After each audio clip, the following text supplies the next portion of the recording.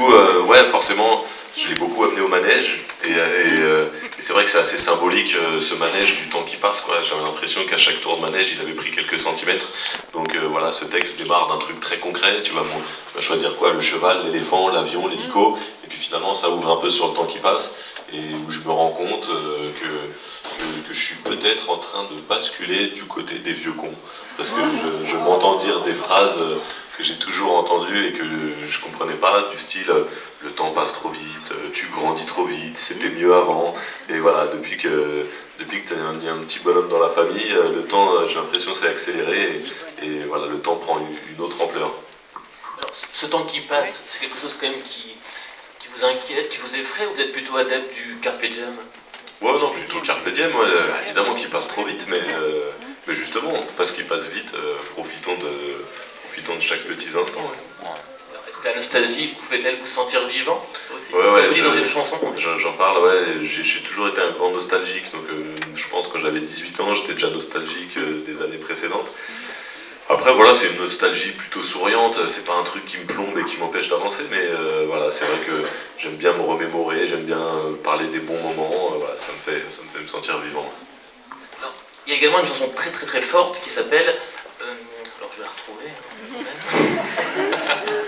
Le bout du tunnel, alors, où vous contez l'histoire de Laurent Jacquat, qui est finalement un ex-tolard, voilà, qui s'est retrouvé devant des skinheads avec sa compagne, et qui en a finalement tué un, et il s'est retrouvé et ensuite, l'histoire, elle est quand même, c'est une histoire un peu dingue, ce qui lui est arrivé, hein. Cavale, séropositif. Ouais, c'est une histoire complètement folle. J'ai rencontré Laurent en prison parce que je faisais des concerts en milieu carcéral.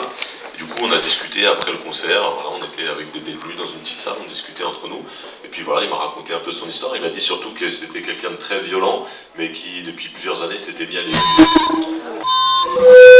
C'est violent. 1, 2, 1, 2. C'est violent aussi, ça. C'est quand on parle de Laurent Jacquat, c'est toujours un peu électrique. Ça avait fait basculer sa vie et que voilà, il s'était beaucoup calmé. Et après, du coup, en 2010, il est sorti de prison. Il était rentré quand même en 84, donc vous imaginez un peu.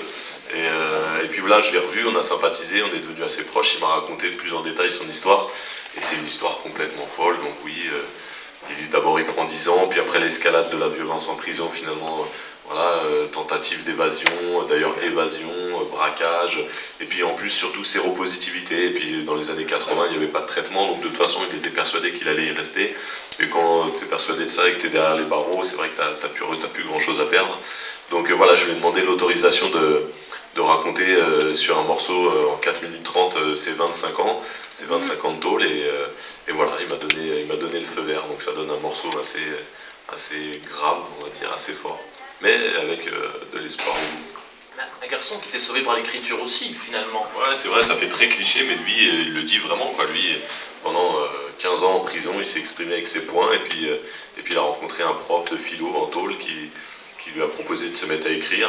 Alors il y a d'ailleurs des anecdotes marrantes, c'est qu'il tenait un blog donc, sur internet depuis la prison, donc il faisait sortir des articles, évidemment sans que personne ne sache, t'as pas le droit de faire ça, et toutes les prisons de France se sont pris la tête en disant mais comment il fait pour sortir ça, donc ils l'ont changé de cellule, ils l'ont changé de prison, mais il a toujours réussi à sortir ses articles.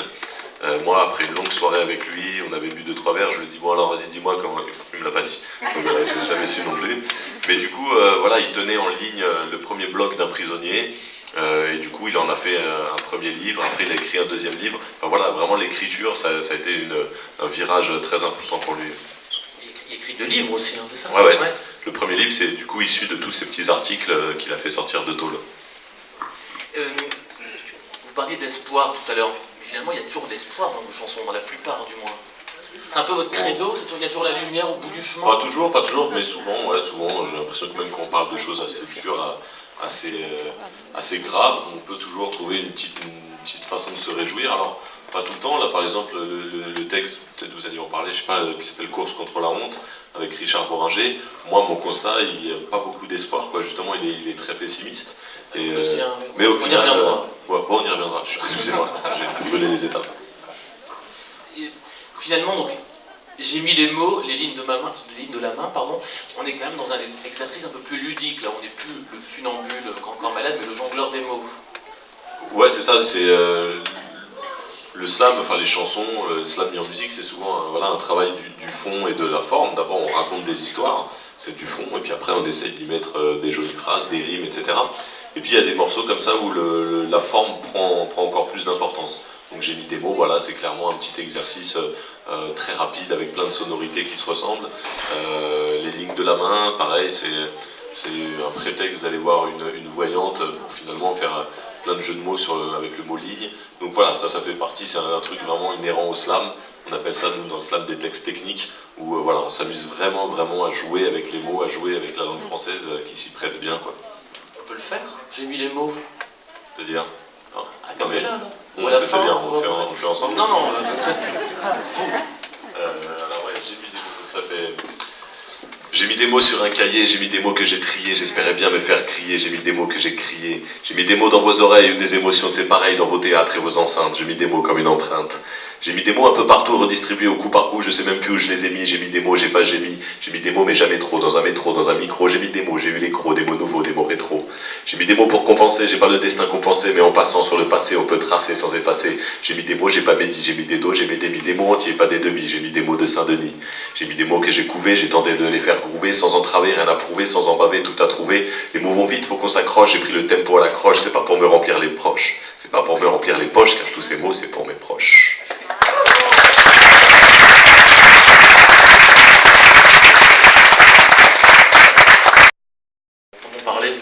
Ça part d'une voyante. Vous n'êtes pas très tendre avec les voyantes, hein. C'est pas trop. Ouais, non, la voyante, enfin, il est pour rien, mais c'est juste, là, c'était juste un prétexte parce que voilà, les lignes de la main, voilà, il se passe plein de choses dans les lignes de la main, puis il y a tellement de. Enfin, dès que tu prends un mot, tu peux te rendre compte dans la langue française, ce mot-là, il peut être pris avec plein de sens différents. Voilà, c'est toute cette richesse de la langue française, et c'est grâce à ça qu'on peut jouer à ça, quoi. Comment il est né ce duo avec Francis Cabrel?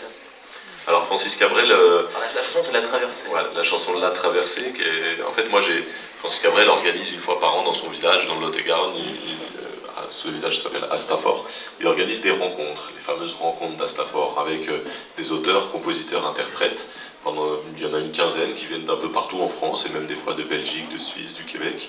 Et le but, c'est pendant 10 jours d'écrire des chansons. Tout le monde oublie ce qu'il a fait avant, et là on doit écrire des chansons sur place. Et ça donne lieu à un spectacle au bout des 10 jours. Donc moi l'année dernière j'étais parrain des rencontres d'Astafort, et au lieu de faire juste mon concert à la fin des rencontres, j'avais envie vraiment de participer comme les stagiaires, comme tout le monde, d'écrire des chansons. Donc du coup j'ai écrit ce texte qui m'a été vraiment inspiré par le petit village d'Astafort. Il y a une petite place de village typique, toute mignonne. Donc j'ai imaginé une guéguerre entre deux patrons de café. Je raconte pour ceux qui n'ont pas encore acheté le disque. Du coup, voilà, j'ai imaginé que moi j'étais un patron de café et que moi ma terrasse passait à l'ombre, et du coup la plus belle du village se lève et traverse la place pour aller au café qui est encore au soleil, qui est tenu par mon grand concurrent Francis Cabrel. Et du coup, voilà, j'ai écrit ça en un après-midi. Parmi les gens qui participaient aux rencontres, il y a un chanteur très talentueux qui s'appelle Ours, qui est aussi un auteur-compositeur. Et du coup, j'ai dit à Ours, bah tiens, j'ai écrit un texte, est-ce que tu veux bien le mettre en musique? Parce que moi, je sais pas faire ça. Et du coup, voilà, on a travaillé ça ensemble un peu toute la nuit, on a fait cette petite chanson. Et le lendemain, on est allé la proposer à Cabrel en disant, voilà, on va jouer le jeu, demain c'est le concert, et ben on fait comme les stagiaires, on monte sur scène et on fait une chanson qu'on vient d'écrire. Voilà, donc du coup c'est vraiment une chanson qui a une histoire, une vraie histoire, tu vois, c'est pas un duo de maison de disques un peu préfabriqué. Ce morceau on l'a déjà fait sur scène il y a 1 an, et voilà, 1 an plus tard j'avais envie qu'il voit le jour sur un disque, donc j'ai proposé à Cabrel, et voilà, il a accepté, on est retourné chez lui à Astafort pour enregistrer sur le disque. Particulièrement rare qu'il chante à la façon de quelqu'un d'autre.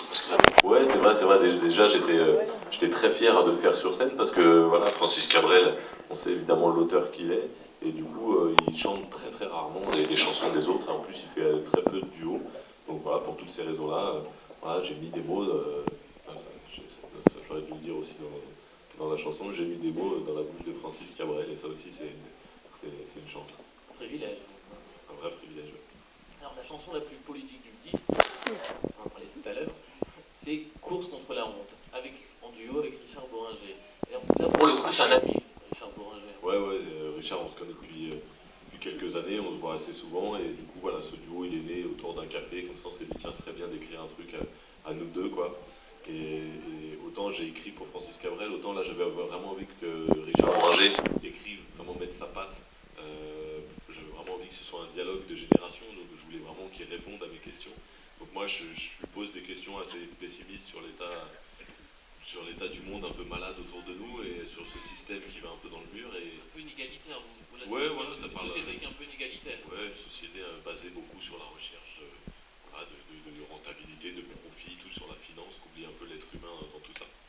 Et donc voilà, lui me répond et voilà, avec sa gouaille, avec sa voix, avec ses expressions de vieux Titi Parigot. Et du coup voilà, je trouve que c'est une chanson qui est importante pour moi, qui a beaucoup de charme. Et du coup voilà, lui, dans sa partie, il essaye d'avoir un peu plus d'espoir, de dire que, voilà, que finalement c'est peut-être possible et qu'on va le reconstruire ce monde, même si, voilà, comme il dit dans le texte, même s'il faut du courage et de l'utopie, on va le reconstruire.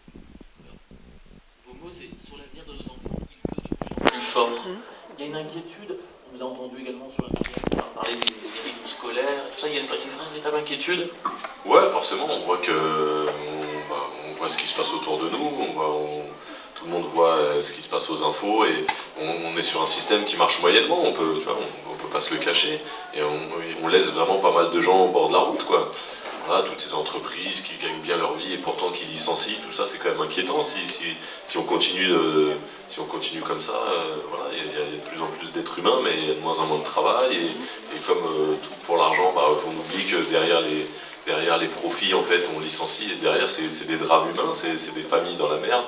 Et ça, on voit bien que ça a tendance à s'accélérer, donc forcément on s'inquiète un peu pour la suite. Et les mots de Richard Bouranger, c'est on va rien lâcher, on va rester groupé. On est un peu dans une société individualiste, donc c'est... Voilà. Ouais, c'est ça, lui, de manière un peu utopique comme ça, il dit que ça va repasser justement par l'être humain, et puis justement, il va falloir se regrouper et faire les choses un peu ensemble. Alors, est-ce que la percée du FN, ça vous inquiète par exemple? Non, j'adore. Non, bien sûr, ouais, ça fait partie des choses qui font flipper. Je sais pas pourquoi on parle de politique, là, ça... Un peu politique. Ouais, on en parle trop, je trouve. Mais en tout cas, oui, elle a réussi, notre amie Marine, à se rendre très fréquentable et du coup, ça marche bien pour elle, quoi. Ça fait un peu peur. Alors, est-ce que vous vous sentez aussi à l'aise à l'Olympia que dans les MJC? Ouais, exactement, j'en parle dans le texte Funambule, où je parle de cette recherche d'équilibre. Et voilà, l'équilibre, je pense, chacun à sa façon, toujours un peu à la recherche d'équilibre entre différents mondes, entre nos vies privées, nos vies perso, entre notre envie de vivre des choses incroyables et d'un peu de stabilité. Donc voilà, moi je parle aussi de l'équilibre entre le milieu d'où je viens, qui est assez populaire, et puis le milieu que je découvre par cette vie d'artiste, où je vois pas mal les tapis rouges, les strass et les paillettes. Donc voilà, j'essaye de ne pas oublier l'autre côté aussi, et je reste vigilant justement pour garder cet équilibre. Vous n'avez jamais oublié d'où vous venez? Non, toujours le même entourage, les mêmes amis? Ouais, voilà. Justement, ça fait partie des choses qui permettent de rester les pieds sur terre, c'est notamment garder ceux qui sont avec toi depuis longtemps, quoi.